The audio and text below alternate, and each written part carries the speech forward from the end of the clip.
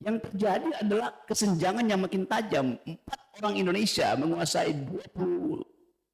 55% kekayaan negeri ini. Seluruh pejabat publik di era Pak Jokowi menjelang 2024 tidak dipilih tapi diangkat, yang disebut PLT.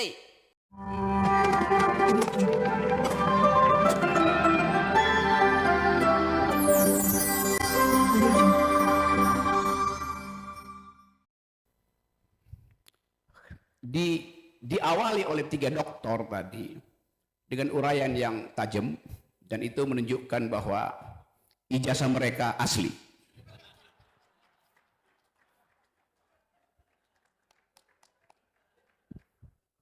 Hal yang menarik, kalau saya ada di Makassar, saya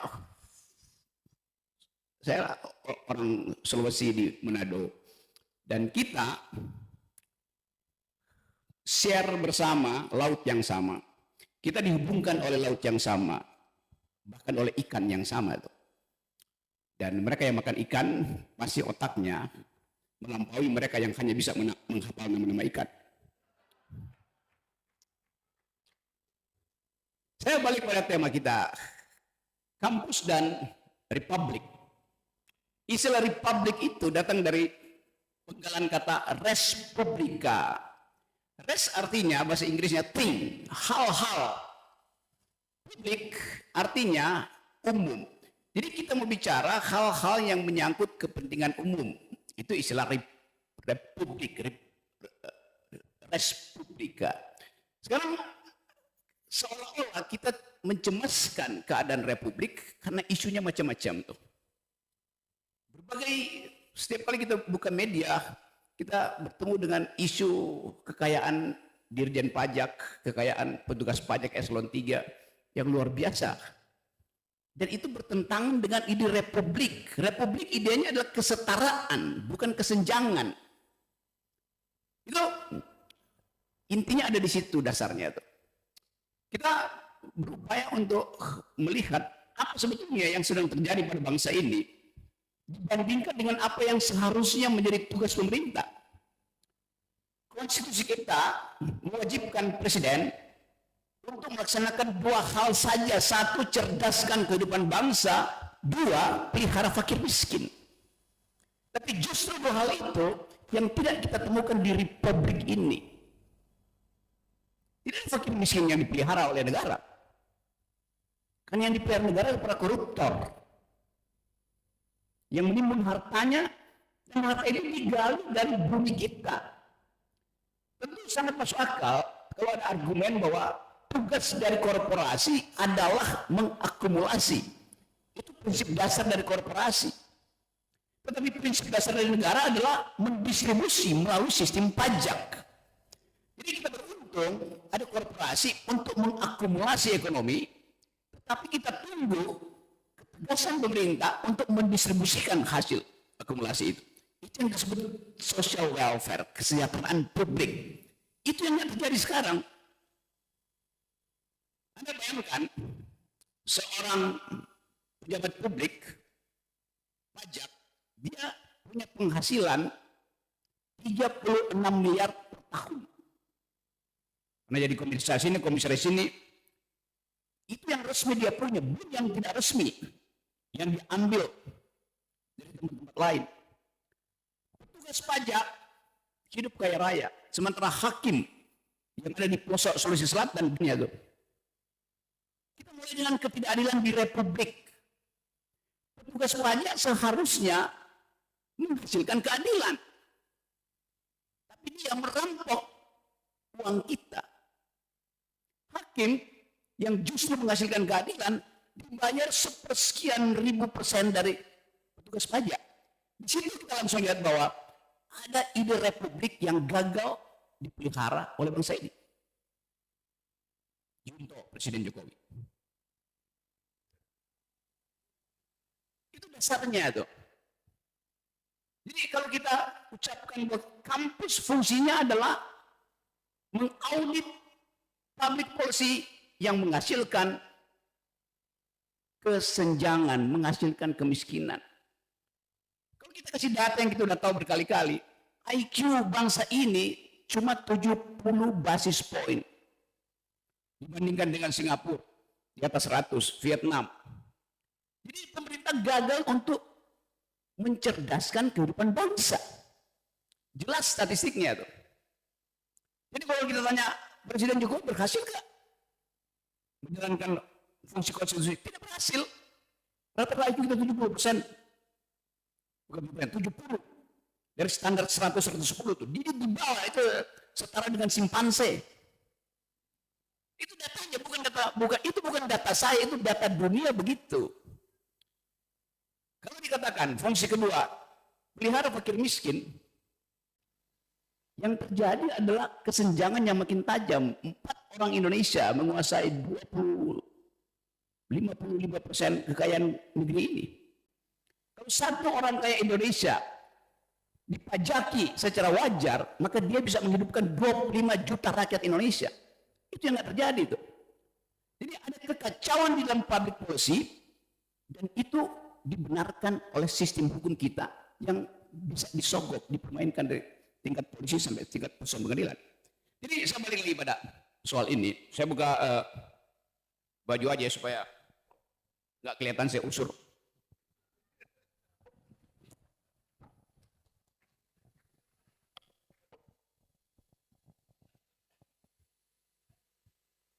Kalau kita lihat sekarang, kita bicara dulu soal kampus. Apa fungsi kampus? Fungsi kampus adalah melakukan riset dalam soal-soal yang memungkinkan kita membaca masa depan itu. Di dunia ini ada 3 riset dasar. Di sebuah kampus ternama, orang riset tentang human genome, peta DNA manusia itu. Untuk mengetahui watak, asal-usul, jenis penyakit yang potensial dialami seseorang, dilakukan riset DNA yang sudah selesai dari tahun 2000 tuh, Human Genome Project. Sudah selesai.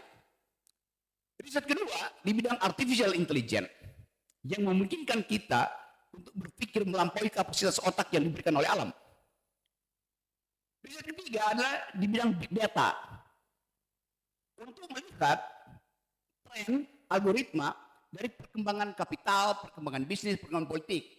Kalau kita tanya sekarang, apakah pemerintah Jokowi masuk dalam riset-riset itu? Yang adalah fungsi kampus. Tidak ada kita dengar itu. Yang kita tahu justru yang headline hari-hari ini adalah penundaan pemilu. Jauh betul. Fasilitas yang diberikan oleh peradaban dunia itu riset tentang proyek masa depan. Yang basisnya adalah ilmu pengetahuan, metodologi. Di kita, yang terjadi adalah tukar tambah koalisi untuk nyari siapa calon presiden, siapa calon wapresnya. Begitu ditemukan, kita nggak dengar mereka do speak DNA project, do speak artificial intelligence. Kita nggak lihat calon-calon presiden ini bicara tentang kurikulum kampus. Mana ada calon presiden bicara tentang human genome, bicara tentang artificial intelligence, bicara tentang big data, nggak ada. Jadi terlihat bahwa politik kita itu dikerdilkan di dalam ide. Itu pentingnya kampus mengambil alih ide itu untuk diucapkan lebih lantang. Saya mau tahu misalnya, kalau Ganjar diundang ke sini, ngomong tentang artificial intelligence, bisa nggak? Jangan-jangan yang ada memang artificialnya aja, intelijennya nggak ada. Undang Erick Thohir ngomong di sini itu, kita mau tahu, apa dia dokter beneran dari Brawijaya? Berapa banyak uang yang dia pakai untuk membeli ijazah itu? Kita nggak fair, kita mau tahu. Karena dia pejabat publik, maka kita mau tahu. Kan kita nggak pernah dengar Erick Thohir ikut universitas kuliah, tiba-tiba jadi dokter. Kita mau tagih rektor Brawijaya itu dibayar berapa? Mesti terang-terangan buka, karena dia pejabat publik. Dan pada akhirnya kita tahu dia ditolak oleh mahasiswa. Bayangin, calon presiden Erick Thohir ditolak oleh mahasiswa Brawijaya. Itu tamparan intelektual luar biasa. Mestinya dia bunuh diri. Iya. Etika itu yang nggak ada di kita. Jadi sekali lagi, fungsi kampus adalah putting methodological first. Hanya dengan metode kita bisa mengskrutinasi, membahas semua proposal publik. Saya ingin Bosowa menguji presiden-presiden ini di depan kalian. Karena IQ kalian ini betul-betul luar biasa. Kalau jumlah IQ di ruangan ini saya tukar tambah dengan IQ yang ada di gedung DPR, misalnya ada kembalian di sini. Karena mereka nggak bicara tentang masa depan. Mereka bicara tentang penundaan pemilu supaya gaji mereka itu tetap berlangsung walaupun tidak ada legitimasi. Jadi saya mau gambarkan compang-camping Republik. Kita masuk pada isu kedua. Seluruh pejabat publik di era Pak Jokowi menjelang 2024 tidak dipilih tapi diangkat, yang disebut PLT. Gubernur, kepala daerah, wali kota. Diangkat oleh Pak Jokowi melalui kebijakan Menteri Dalam Negeri. Kan itu yang terjadi kan? Dasarnya apa? Ini pejabat sementara. DKI misalnya, pejabat sementara gubernur beli mobil 2 miliar. Buat apa? Buat kendaraan operasi lapangan, dia bilang. Lalu Jakarta tuh nggak ada lapangan, nggak ada jalan rusak. Dia naik Gojek aja bisa. Kenapa dia mesti beli Rubicon yang harganya 2,5 miliar? Operasi apa? Ada yang nggak masuk akal itu. Kenapa nggak dia beli Gojek aja? Supaya lebih cepat masuk ke lorong-lorong yang sekarang penuh banjir dan sampah. Jadi tidak ada pembenaran etik terhadap public policy. Itu dasarnya. Tadi Pak Rektor bicara tentang wilayah yang dia kuasai, itu pengembangan regional, perencanaan regional. Lalu Pak Rektor merasa tidak lengkap kalau tidak bicara politik.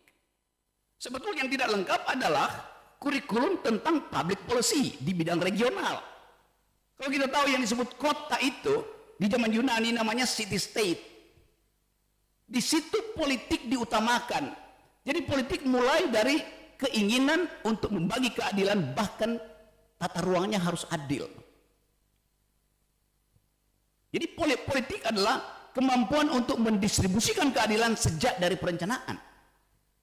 Itu yang kita tidak lihat di dalam sistem berpikir kita. Pak Jokowi masih ingin melanjutkan IKN. Dan Anies katakan, Anies Baswedan, calon presiden, oh ya, kita akan lanjutkan itu karena udah ada undang-undangnya. Penjelasan macam apa ini dari calon presiden? Karena ada undang-undangnya maka akan diteruskan. Lalu undang-undang itu dari awal bermasalah karena tidak ada yang disebut sebagai AMDAL. Undang-undangnya aja ngaco. Presiden Jokowi memutuskan pindah IKN. Itu ada keputusan politik final. Lalu dia bilang, tolong universitas lakukan riset AMDAL. Lu udah diputuskan baru bikin riset AMDAL. Apa enggak terbalik otaknya? Kan AMDAL itu mendahului keputusan politik, apalagi di bidang lingkungan. AMDAL disusulkan. Bagaimana kalau AMDAL itu mengatakan itu ada perusahaan lingkungan? Apa mau dibatalin IKN-nya? Enggak. Jadi secara metodologi memutuskan kebijakan publik tanpa riset lingkungan itu artinya seperti menempatkan kereta di depan kuda. Enggak jalan. Jadi logika public policy yang ingin kita gugat dan yang punya peralatan untuk menggugat itu adalah kampus. Itu pentingnya kampus dibuka untuk debat politik. Tapi Pak Jokowi bilang jangan libatkan kampus untuk debat politik. Lalu di mana debat politik itu diajukan? Di panggung dangdut. Apa yang mau dibahas di situ? Pakai main-main tik, Pak, lato-lato. Dan kita lihat ada kegiatan baru di istana, termasuk pejabat publik calon presiden main lato-lato. Laki-laki tolol namanya.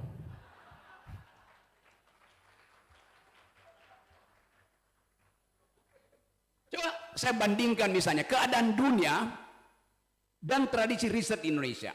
Pak Jokowi mau bangun IKN, artinya ada beton ditanam di situ. Dengan akibat cacing pindah habitat, burung hilang, karena hutan akan ditebang. Padahal dunia lagi berupaya menjadikan ekonomi itu diasuh melalui environmental ethics.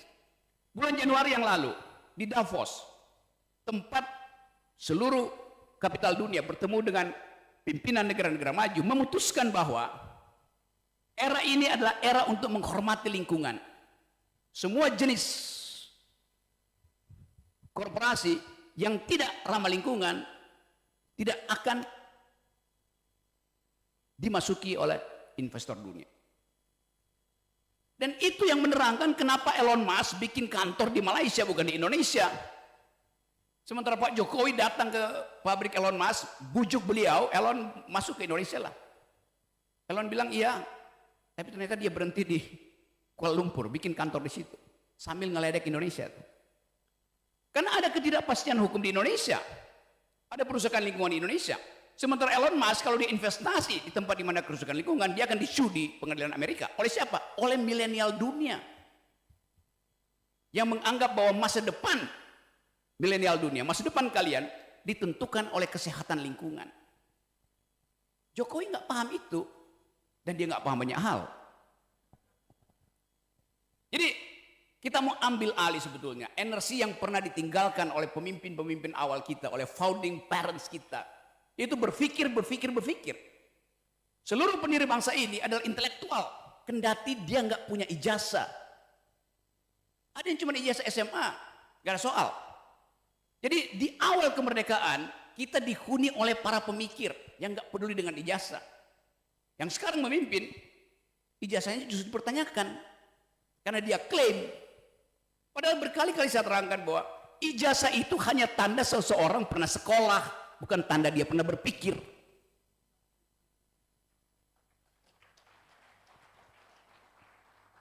Tapi yang terjadi sekarang, semua pejabat ingin jadi doktor honoris causa, nyogok universitas. Bayangin, rektor macam apa di Brawijaya atau di tempat lain yang mau menerima sogokan untuk sekedar menandatangani doktor honoris causa itu. Apa pentingnya? Kalau pada akhirnya nggak bisa debat, gugup dan gagap berhadapan dengan mahasiswa kritis. Jadi teman-teman semua, saya percaya bahwa dari Bosowa kita bisa hidupkan kembali tradisi berpikir kritis. Dan berpikir itu hanya disebut berpikir kalau ada yang menentang pikiran Anda. Anda menulis skripsi, nggak ada yang bahas, itu artinya skripsi Anda buruk. Anda menulis disertasi hanya disimpan di perpustakaan, artinya disertasi Anda tidak menimbulkan kegoncangan pikiran. Pikiran hanya disebut pikiran kalau diganggu. Itu bedanya berpikir dan berdoa. Berdoa nggak boleh diganggu. Berpikir harus diganggu. Nah, fungsi kampus adalah mengganggu pikiran politik istana. Mestinya istana merasa senang bahwa kampus mahasiswa mengganggu pikiran mereka tuh, supaya terjadi dialektika, supaya tumbuh ide baru tuh. Itu yang nggak terjadi. Kenapa begitu? Karena rektor-rektor universitas menghalangi pikiran kritis. Takut rektornya dipecat, takut nggak naik pangkat. Itu yang terjadi.